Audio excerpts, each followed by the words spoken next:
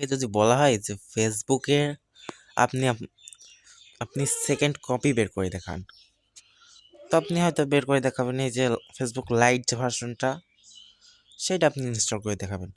কিন্তু আমি আজকের ভিডিওতে এইটা দেখাবো যে ফেসবুক অফিসিয়াল অ্যাপটা আপনার তো একবারের বেশি তো ইনস্টল করতে পারেন না।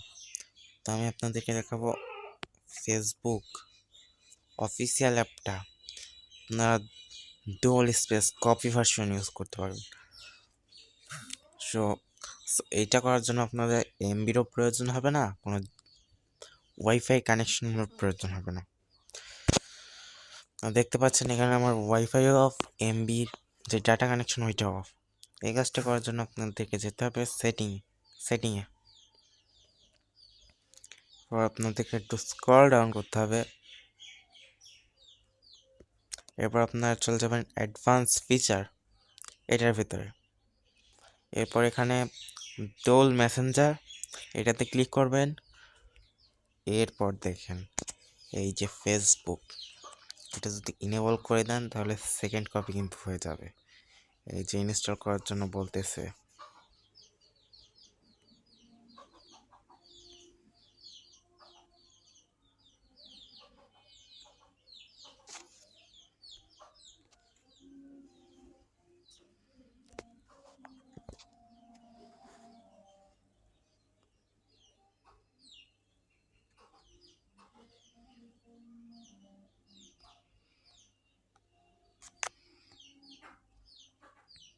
সো আমি এটা টার্নিং অন ডোল মেসেঞ্জার, এটা কিন্তু একটু 30 সেকেন্ড মতো সময় লাগছে, তার কমই লাগছে।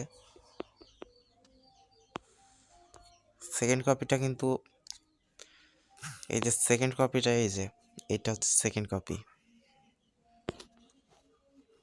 যদি বিশ্বাস না হয় যে এটা সেকেন্ড কপি, আমি আপনাদেরকে দেখিয়ে দিই।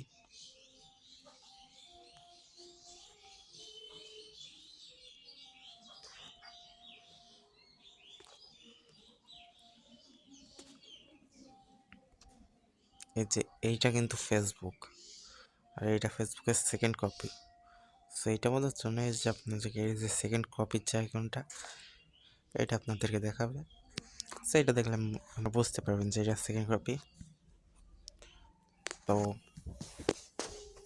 তো আমরা অ্যাপ দিয়ে যে কাজগুলো করি, হ্যাঁ, যে ডাবল স্পেস, ওই অ্যাপগুলো কিন্তু অ্যাপের ভিতরে থাকে।